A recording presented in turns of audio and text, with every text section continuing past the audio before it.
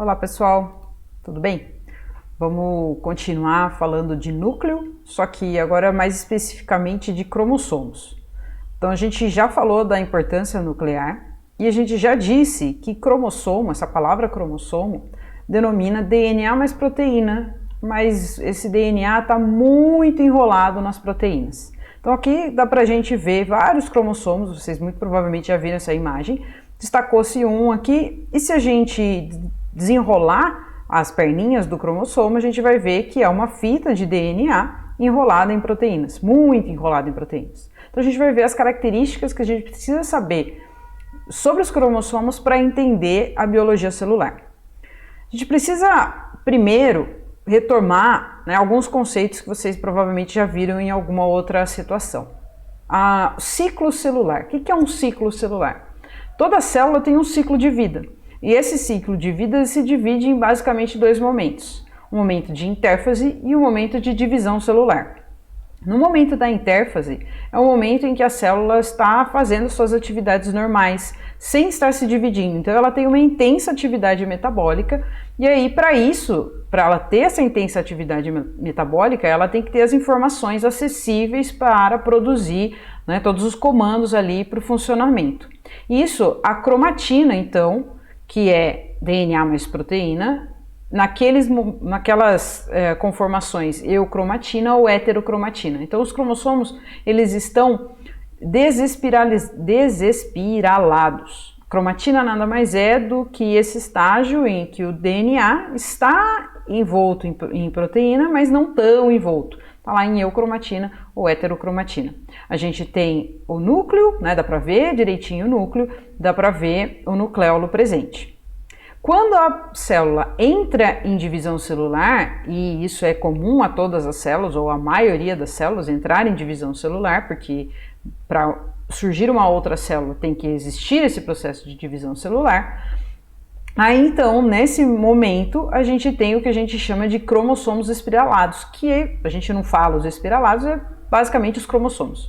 Quando a gente vai dividir uma célula, o DNA ele não vai estar mais ativo, ele não vai estar mais colocando informações ali para a célula. A divisão celular é um momento em que o DNA se enrola muito em proteínas e forma essa estrutura que a gente chama de cromossomos. E a gente então vai ver esses cromossomos durante a divisão celular, beleza?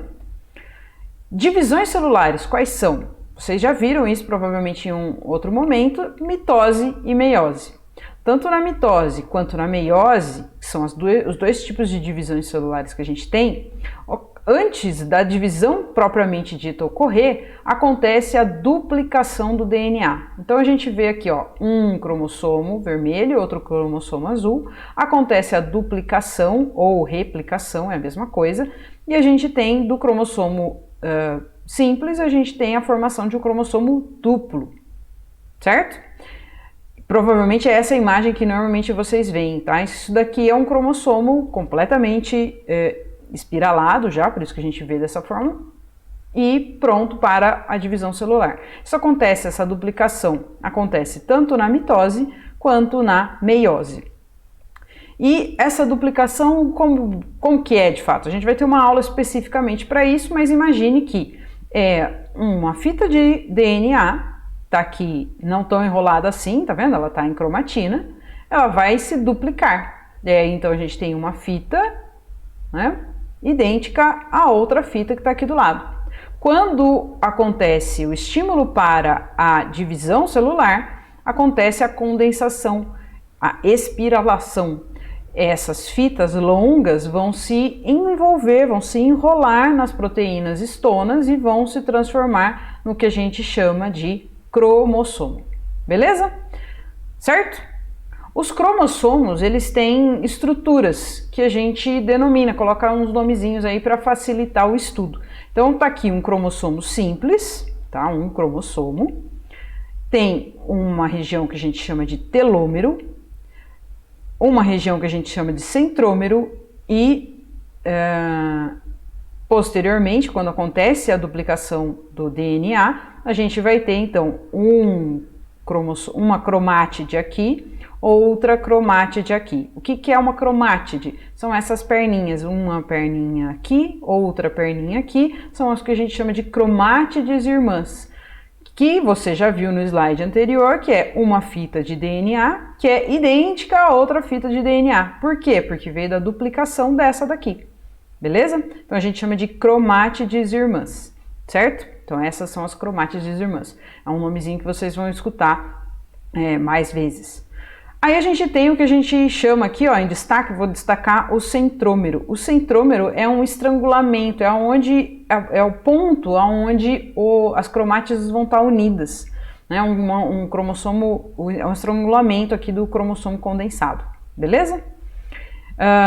Aí a gente tem o que a gente fala de... antes disso, antes de eu falar do telômero.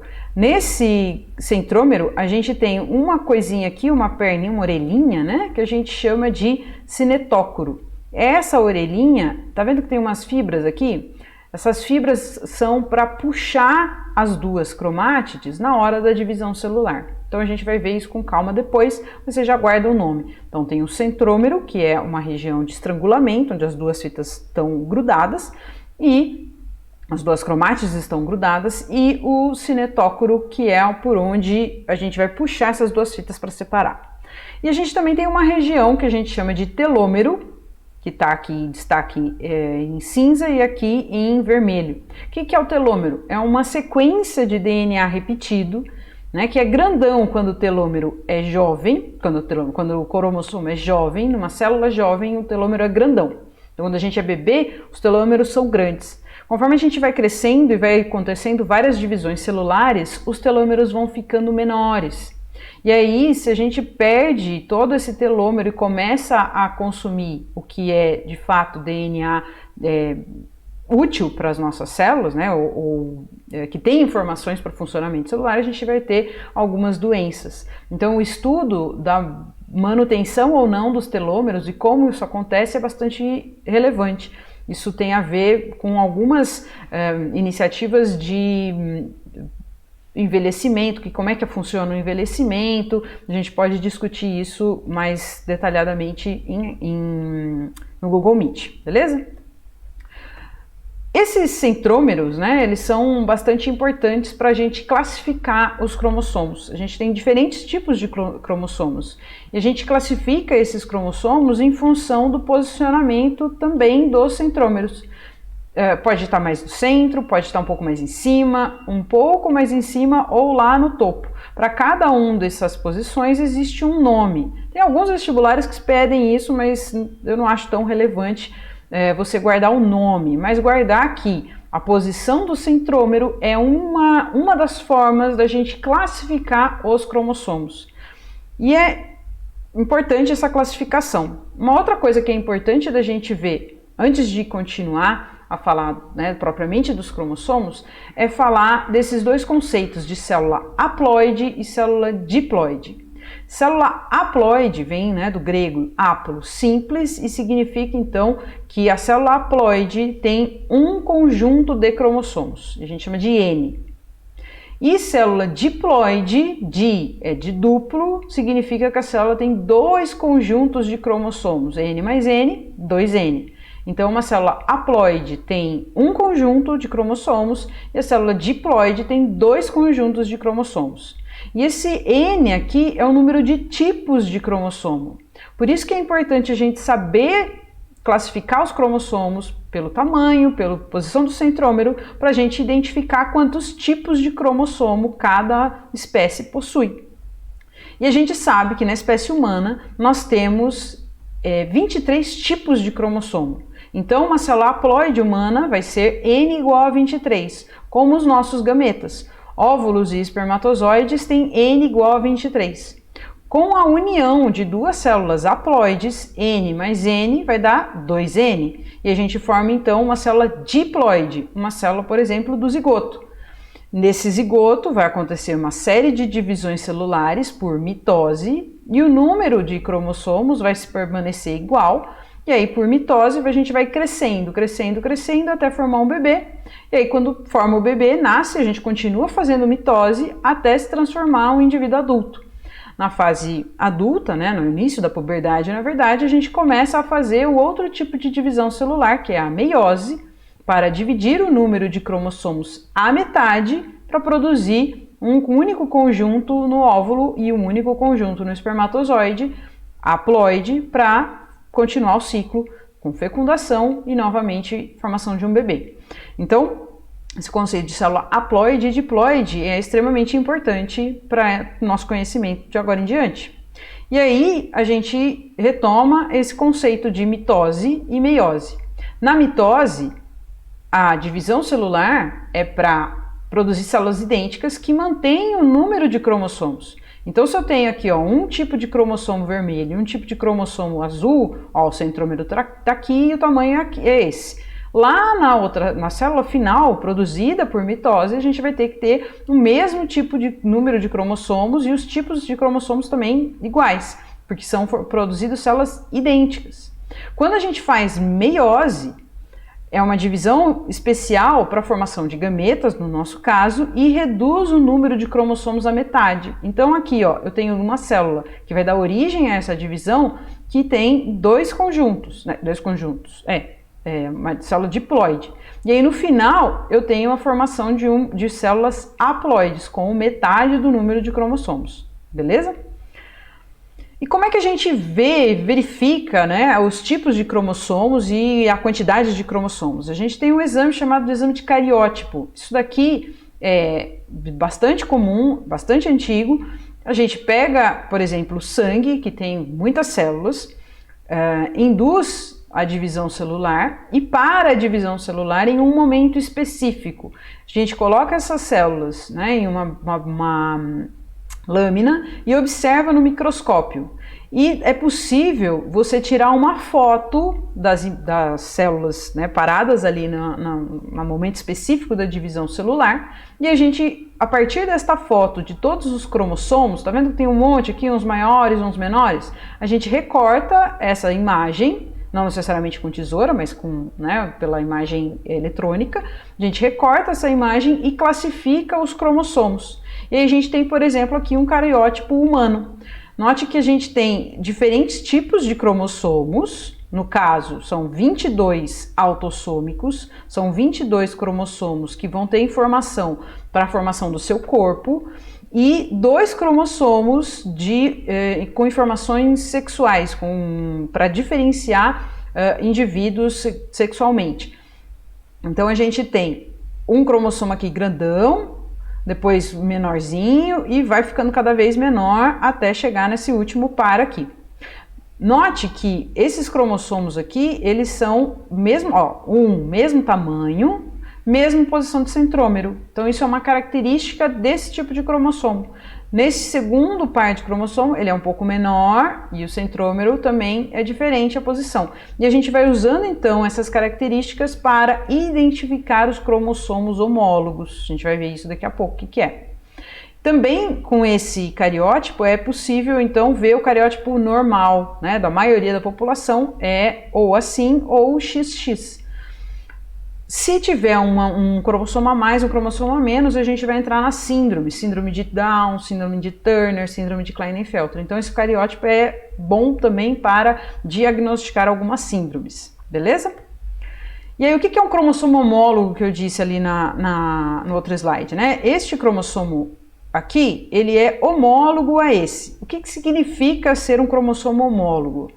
Homólogo significa semelhante. Então esses cromossomos eles formam pares, aqueles pares do slide anterior, ou esse aqui é par desse, tá? Aqui a gente está num cromossomo simples, não foi duplicado ainda. Em cada par de cromossomos homólogos existe um cromossomo de origem paterna e um de origem materna. A gente não é formado ali por óvulo e espermatozoide, então um veio do pai e outro veio da mãe. Eles possuem o mesmo tamanho, tá vendo? O mesmo formato, tem o mesmo formato e a mesma posição do centrômero. Isso é a característica de cromossomos homólogos. A gente tem vários tipos de cromossomos homólogos. Aqui, ó, o cromossomo homólogo 1, o cromossomo homólogo 1. E aí a gente, então, no caso dos seres humanos, a gente tem todos esses aqui pares de homólogos, certo? Eles possuem a mesma sequência de genes. O que significa isso? significa que os genes dos cromossomos homólogos, eles são genes alelos, que se dispõem na sequência idêntica nos cromossomos homólogos. Então vamos supor aqui, ó, esse aqui é homólogo desse. Por quê? Mesmo tamanho, mesma posição do centrômero. Nessa posição aqui, que a gente chama de locus, é o local onde o gene mora, esse locus gênico, ele tem que ter característica, tem que ter informação para a mesma característica. Mas não necessariamente a característica idêntica. Aí você fala, é confuso isso, professor. Por exemplo, se esse local aqui é o local da informação de cor de olho, então cor de olho vai ser nesse lugar aqui que veio do pai, e cor de olho nesse lugar que veio da mãe. Né, nesse cromossomo que veio da mãe. Pode ser que o pai e a mãe tenham fornecido para você mesma cor de olho, por exemplo, castanho. Ah, castanho, castanho. Ou então não, o pai deu informação para cor de olho castanho e a mãe deu cor de olho azul, tá? Ou então ainda o pai pode ter dado cor de olho azul e a mãe também cor de olho azul. Então essa posição, esse locus gênico aqui, é para cor de olho, não necessariamente a mesma característica, pode ser diferente, beleza?